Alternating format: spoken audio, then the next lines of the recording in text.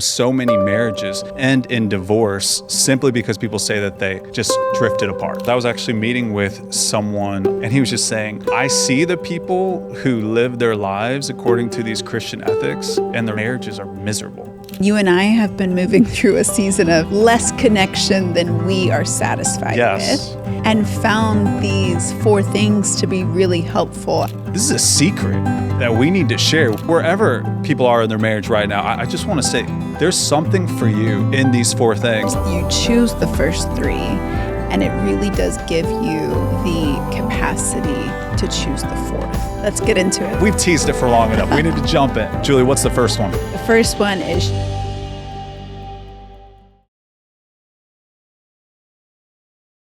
So Julie, here we are at home with the Beveres talking about how to make your marriage stick. Yeah. 4 things. 4 things. And I actually heard this last week during our couples group. One of the guys in our group shared something. And afterwards, like, that is so good. Yeah. And I even went online, I researched it. Really, like, this idea hasn't been shared, these 4 things. I'm like, this is a secret that we need to share. We need to get this message out there because so many, as we know, so many marriages end in divorce simply because people say that they just drifted apart. Yeah. And when he shared this, it was in the context of community. Yes. And how to grow as a community.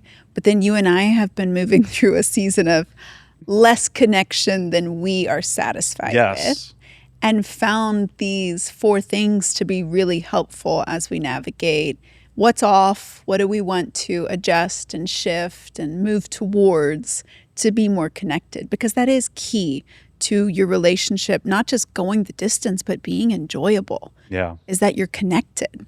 I mean, think about when you fall in love and the person can do the same obnoxious things. Obnoxiously adorable things. But they're adorable because you are so connected with that person. You're like, it's just adorable. It's them. It's their essence.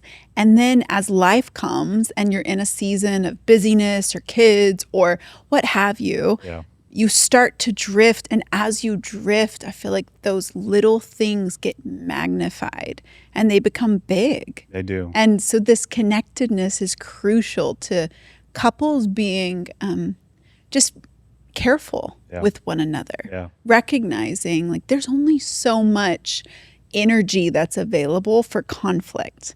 And when you're connected, you are more careful about how you're utilizing that energy as opposed to when you're disconnected. You just pick a fight. Maybe I'm just speaking for myself. I think this is an accurate reflection of things that we've experienced during our 17 years of marriage. Yes. I will just pick a fight to feel connected with you. Yeah. Like if I create conflict, so we are giving actually people, one of our points that we cover later in this episode. You're making it very real for me. I'm almost uncomfortable right now because it's real. We're giving people alternatives for connection than just conflict.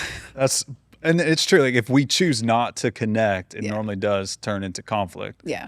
And I think it takes a lot of humility for us to recognize that drift is the default. Yeah.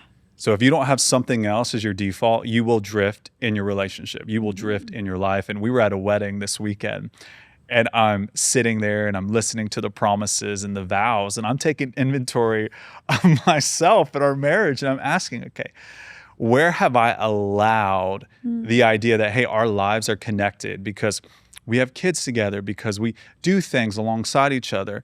Where have I allowed that to just become the default instead of intentionally pursuing you and cultivating this relationship and knowing you, seeking to know and understand you? And I think that is one of the misconceptions that we have to address at the beginning, that living together, like being in proximity, translates to connection, meaningful connection. You're debunking that. Yeah, that's because I do think we have this idea of, hey, we're both working alongside each other. We're taking care of the kids, whatever it may be. I mean, we have 4 kids. They're a big part of our lives right now. They are. And that can be a place of connection or it can actually be a place of disconnection. So it actually is about like, how are you navigating it together as a couple? So those kids, they can bring you together and strengthen connection. They could also drive you apart if they're not placed within the context of your relationship. And I think that they do both. Absolutely. The all the time. logistics of having children our kids' ages, which is 9 to 16, Yeah. there is a lot of taking and going and picking up. So logistically speaking, we are not always present in the same place. So our intentionality to come back together to connect. And I think also, Addison, commitment does not equal connection. Like commitment Hold on. is... Commitment does not equal connection. Yeah. Okay, so talk to me about that. So commitment, like you and I are committed to one another. Right. And that is going to take us the distance. Because for you and I, that's first and foremost a commitment to God. That you and I are one, that this is a covenant, it's unbreakable, and we steward it in such a way. Yeah. But the connected part is, are we going to go the distance enjoying it? And enjoy going the distance. Yes. On At Home with the Beveres, we often talk about the importance of slowing down and being fully present with our family. And one of the best places to do that is around the table and around good food. That's why this fall, Good Ranchers is calling families back to the table at least once a week between now and Thanksgiving. If that feels impossible to make happen, Good Ranchers can help.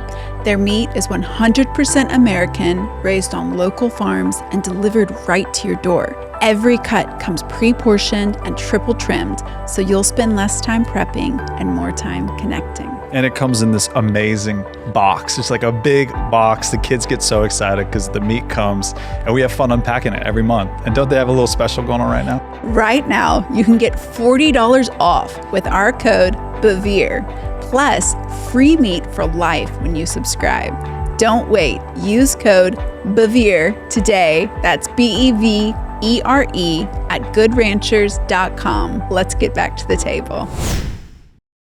It's fascinating that you say that, because I was actually meeting with someone on Friday who was telling me that he's like, every single married person I know is miserable. And I was defending some Christian ethics, and he was just saying, I see the people who live their lives according to these Christian ethics, and their marriages are miserable. And I do think there's something to be said. Like, we can't just assume that because we have this covenant before God, that our lives are going to connect in meaningful ways, that we don't have to be intentional and deliberate to foster connection throughout the different seasons of life. And what we have found is that these 4 things that we're going to share, they look different across seasons. Yeah. And so what works in one season might not necessarily work in the next season. And so it keeps us curious. It keeps us interested in our partner, and the one we've said, hey, I want to do this life with you. I want to explore every season, every challenge in sickness and in health. I want to do it alongside you, not just figure you out and move on to the next problem that I need to solve with life. Because I know for me, sometimes I can be like, hey, we're good. Like, I'm committed to you. We're good. But there's so many other things that need my time and attention, and that keeps me from connecting with you the way that I should connect with you as your husband. So I love that you stated it like that. And isn't part of the fault in that type of thinking that it's a linear path? So easy to do. Like, okay, my marriage, and even single people can do this. Yeah. When I'm married, then God will use me. When I have kids, then I'll be fulfilling the call of God on my life. And then it becomes, okay, I'm married to a godly person, all of those boxes are checked. Now I can move on to the purpose of God for my life, where it's much more, in my experience, much more circular, where there are layers that intersect, where yes, what God is doing and asking me to participate in, while also nurturing the relationships with my children, while also nurturing the relationship with you, all dependent upon how well I'm showing up to the opportunity to be nurtured in my relationship with God. That's so good, Jules. And as you were sharing that, I was reminded of a quote by Ortega, and you and I love this quote, but it says that some things can't be taken by direct assault. They must be taken like Jericho. And you and I, we've talked about this. We have this idea of life as linear, but really we move through seasons. God designed so much of how we engage the world to be understood through circles.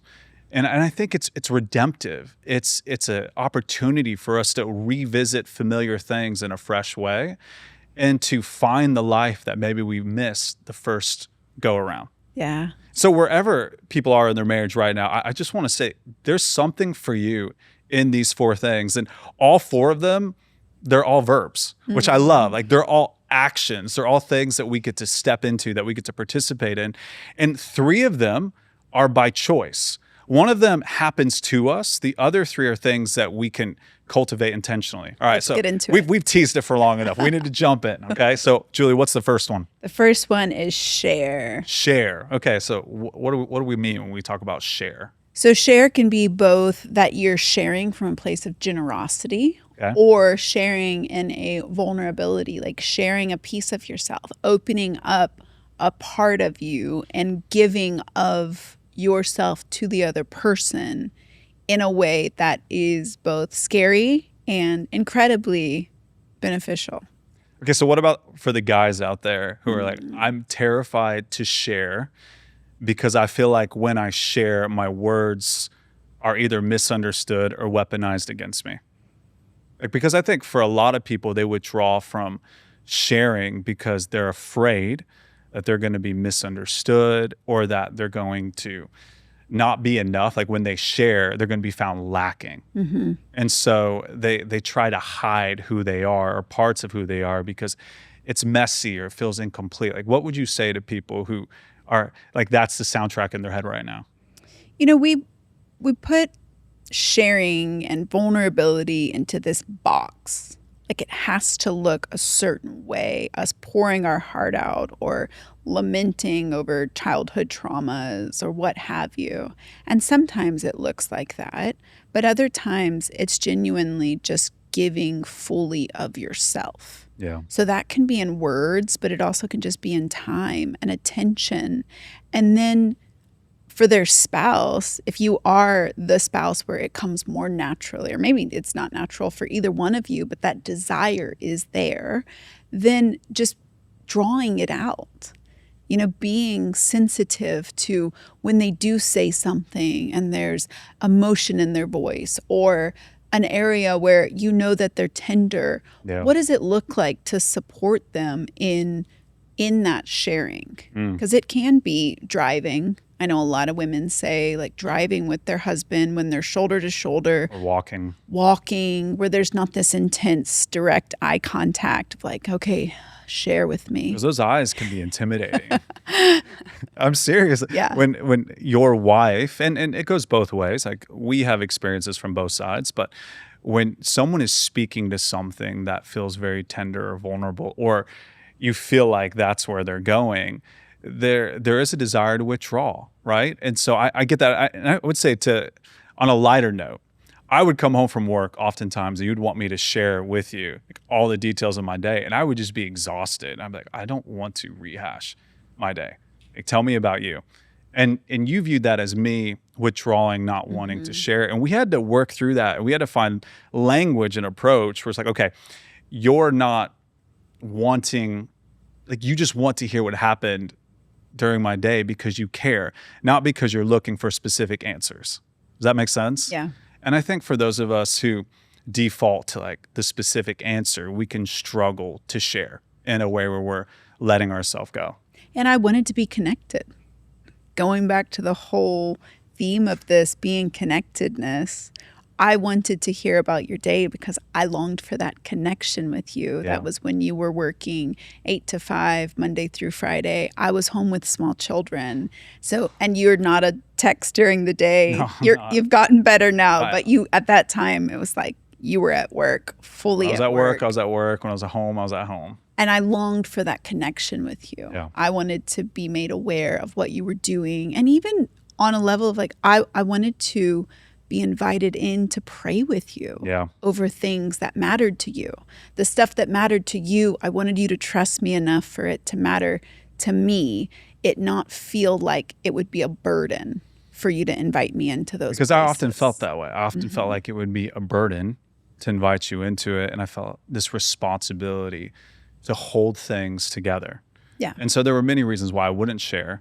But then when you started to show me like, hey, I'm actually okay with just being curious about your day. Like this isn't a problem to solve. It's actually something for us to journey through together. that shifted how I shared with you. And what we've learned, and you alluded to this earlier in the episode, if you don't create space for vulnerable sharing within your relationship, that whatever needs to be shared is going to come out, and it's probably going to come out at a very inopportune time. It's probably going to come out explosive. It's probably going to be sideways. You're probably going to have to do some work to figure out, okay, what's actually behind this, because the conversation will feel a lot more charged than it should. Mm-hmm. And if we create a habit or a rhythm of sharing, bringing that into the rhythm of our week, then I think that creates opportunities or outlets for us to process things without it turning into this mountain of intense stuff that has to be dealt with and this deck that has to be cleared every few months or so. Yeah. Cool. So that's the first one, is share. Share. The second one is sweat. And all these start with S, so they're easy to remember. So Julie, let's talk about this one, sweat. And what we're leaning into here is playing together, working together, doing things that like require you to expend energy. So talk about how this has been real for you in our relationship. I mean, immediately what comes to my mind is yard work. Like when you and love doing yard work. So do I. We need to do more of that. We will be old one day. We will. And we will have all that we will do is yard work. All that we'll do? All that we will do. It's going to be a return will people to the be Garden there of Eden. Cultivating the garden with us? Because I feel like there should be something, from time to time, like where we're pouring into other people, which actually gets into one of our later points, which I'm just saying. Yard work. Yard work. You and I both Sweating. Enjoy sweating outside. Sweating together in the bedroom's a good thing too. It is. Yeah. We're talking about outside. I'm talking about inside now. I just feel like I need to throw that in there. We can sweat in the bedroom now, and then when we're old, we'll sweat outside in the yard. That never stops. That never ends. I don't know what you're talking about. So, sweat. Yeah. It's good. Yeah, I feel like you have something else to say on that, though. Or did I just completely throw you off with my comments about the bedroom? But play and just exerting yourself, all of that is really very important and does bring you together when you're in a relationship. I know you appreciate connecting with other men, playing pickleball or golf, which golf doesn't really get you sweaty, but I mean, it does if you're walking. Yeah. It can get you sweaty. But yeah, and I was even thinking about Asher. Asher and I, we were doing something yesterday together, and we were sweating together. And he's 16. So he has lots of safeguards up at different times because he's processing what it is to go from boyhood to manhood. And he started to share different things as we were out there because it disarmed him. And we've seen that at different times. And we shared about even when we were in Guatemala as a family and when we were playing together, how that broke down a lot of the cultural or language barriers where we were able to connect. And so it's so important to figure out a rhythm where y'all are playing together, you're working together, you're doing things that, and even if it's not sweat, like sweat's a part of it, like literally sweating. But Alec, my brother, he's famous for saying all the times when people ask him, like, okay, what did your parents do well when they were discipling you and training you? And he's famous for saying, we played cards and they spanked us. Like that's his words, not mine. That's what he says. And it's this idea like we played together. There was safety in play. And we were regularly around the table doing things together. And that does, it opens up conversation in ways that maybe people are disinclined to talk about some things that they would be okay with talking about if they're playing with you. And it's also so good for children from a young age, even to play like the super lame games like Candyland or Sorry. When you play with your children, you get on a different level with them. Yeah. Like you're a peer in that moment. That is true. So you open up their awareness of you as a person, as there's a safety. There's a safety that's built by choosing to be a parent who gets down and plays with your child. Yeah. And board games are such an accessible way for parents to stay engaged. If you're not I'm going to build Legos or play cards or whatever. So across the board, sweat is a way to connect. So first one was share. Second one is sweat. For the third one, let's go with serve. Okay, serve. So this is the idea of serving each other, a shared cause. And that idea of, and we know this through 17 years of marriage, like love grows as you are laying your life down for each other in marriage. We referenced the wedding that we were at this weekend earlier in the episode. And one of the things that the minister shared is this idea of y'all are laying your lives down for each other. Yeah. Like that's the decision that you're making today. This covenant, this holy covenant is it's no longer just you and yours. It's also about what God is doing through the two of you as a couple. And a part of laying your life down is serving someone else to tease out or to pull out what God has placed inside them that maybe they're not aware of. Yeah, and you're serving them and you're serving alongside them. So many people ask, like, where do you go to church? How did you get involved? And it's the same answer because it's true. You serve. Yeah.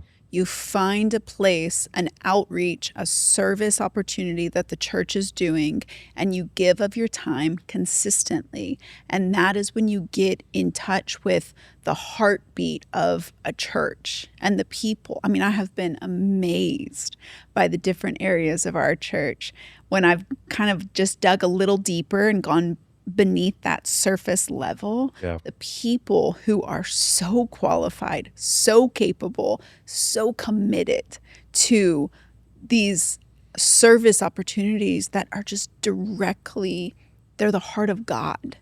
And it makes me way less cynical or critical or judgmental about anything else that could be associated with like a big mega church. I'm like, but the fruit and the heart and the outreach that is present and available because of the size and the resources is incredible. I mean, it's the hands and feet of Jesus. It is. And we had a moment recently where our oldest son, Asher, was having a tough Friday.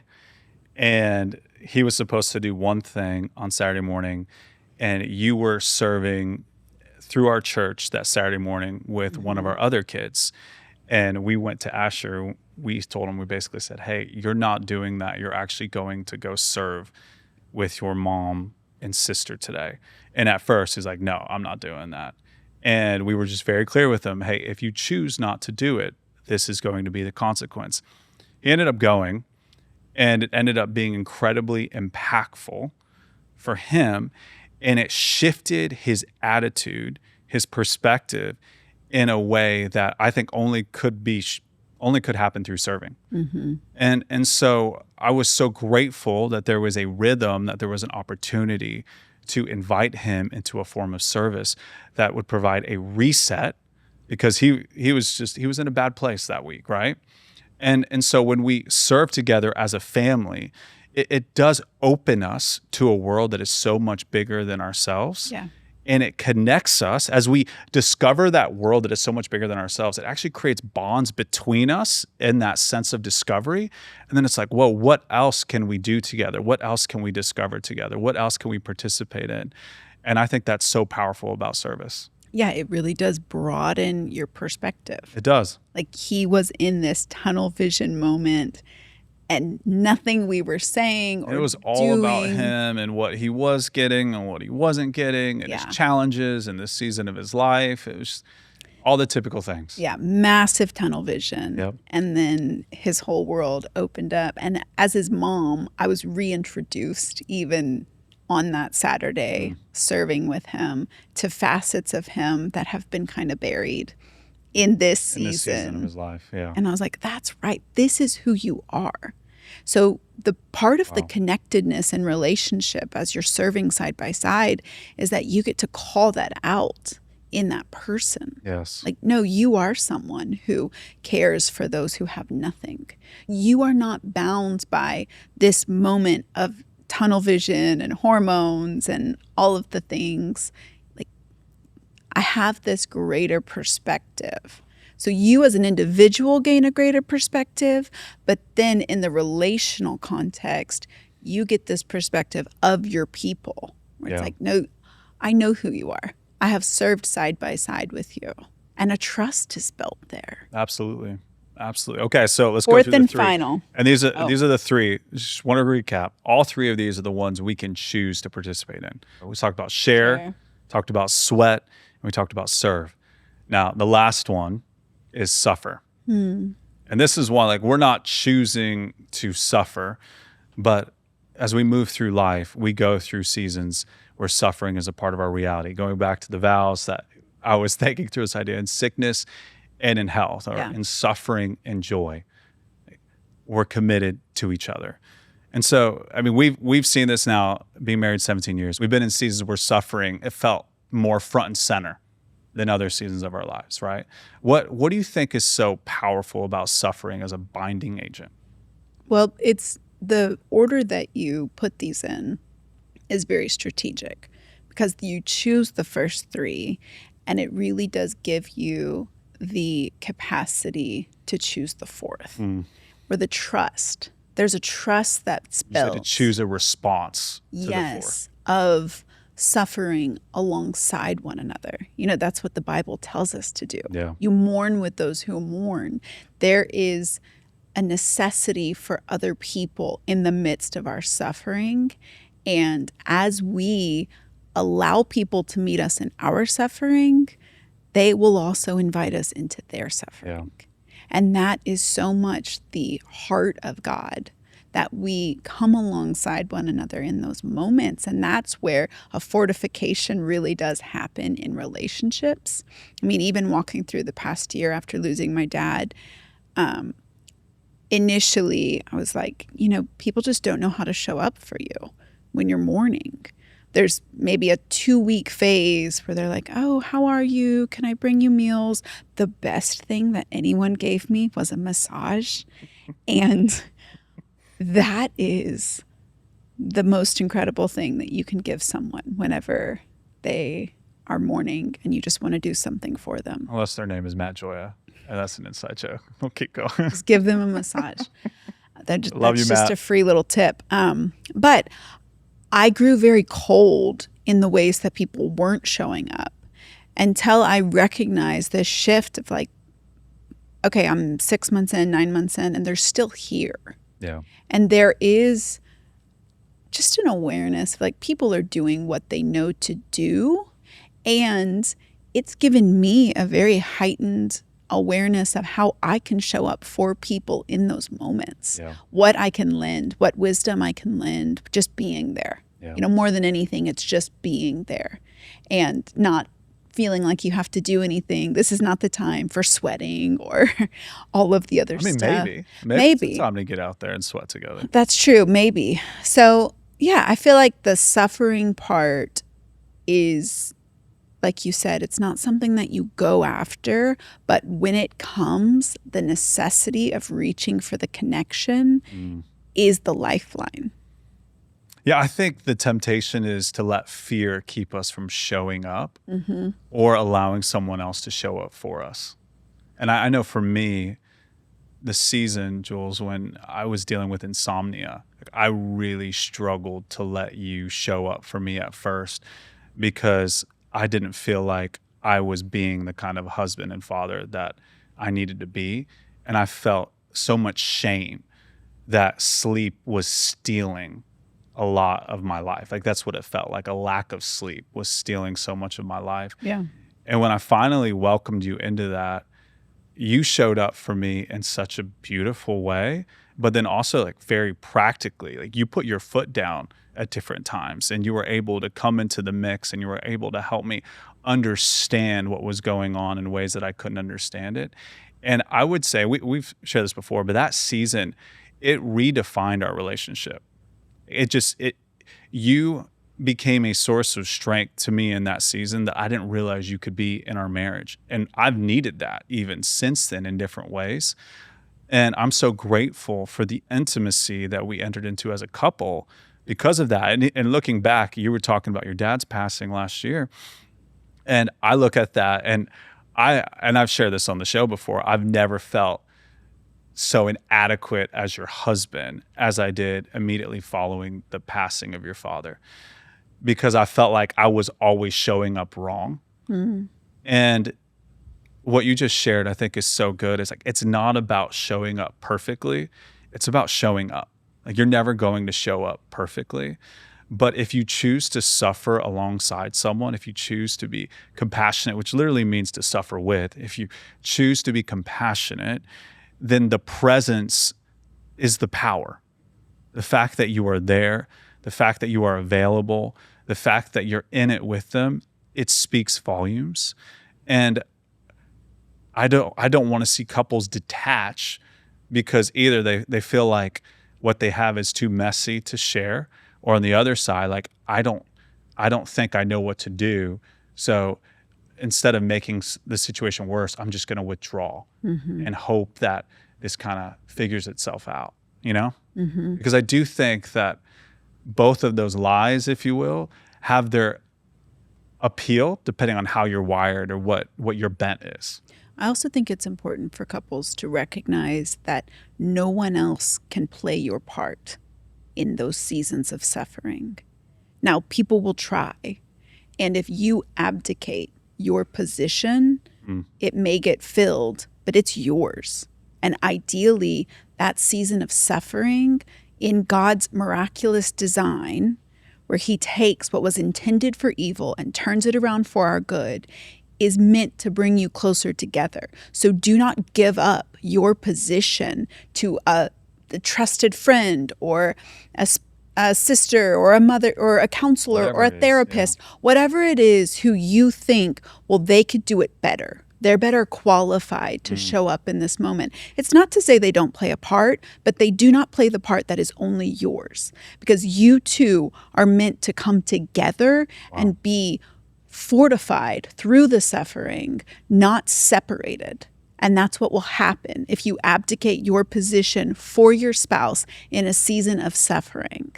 And I don't know even why That's so good. came out or came that strongly, but Glad it did. really there's something there where take hold of the opportunity.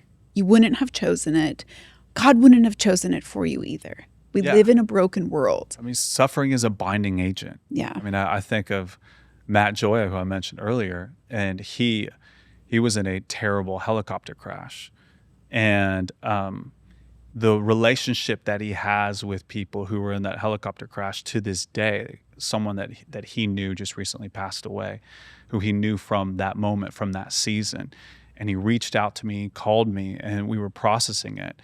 And it was evident that season had marked him, where his relationship with people from that season, even though they really don't talk or they don't spend time together, there's always this connection. There's this cord of connection that extends through seasons. And so I view the suffering as an invitation for greater connection that can carry you through your lifetime. And I mean, the whole idea with these four we're talking about is like how God will stick our relationship, like that binding agent, 4 ways to make us stick in our relationship. And I think 3 of these we can get excited about, or at least 2 of them we can get excited about. One of them, maybe 2, depending on how you're wired. It's like, man, really? Do I really need to engage it like that? And what I would say is, on this side of eternity, that is how God redeems pain. And if we're going to navigate that, if it's a part of life, why wouldn't we want to navigate it within the context of relationship, specifically marriage? Yeah. Okay. So Jules, you have anything you want to share before we close? No, I think just remembering that, these are to stick your relationship together. So if this spoke to you, if this podcast spoke to you, share it with someone, share it with your spouse and talk through it. Use it as an opportunity to share one of the S's. Be like, hey, what stuck out to you? What do you feel like in our life we're just seeing incorrectly as something that's working against our relationship that in fact could be utilized for our connection if we just shifted the way we approached it or the unity with which we approached it.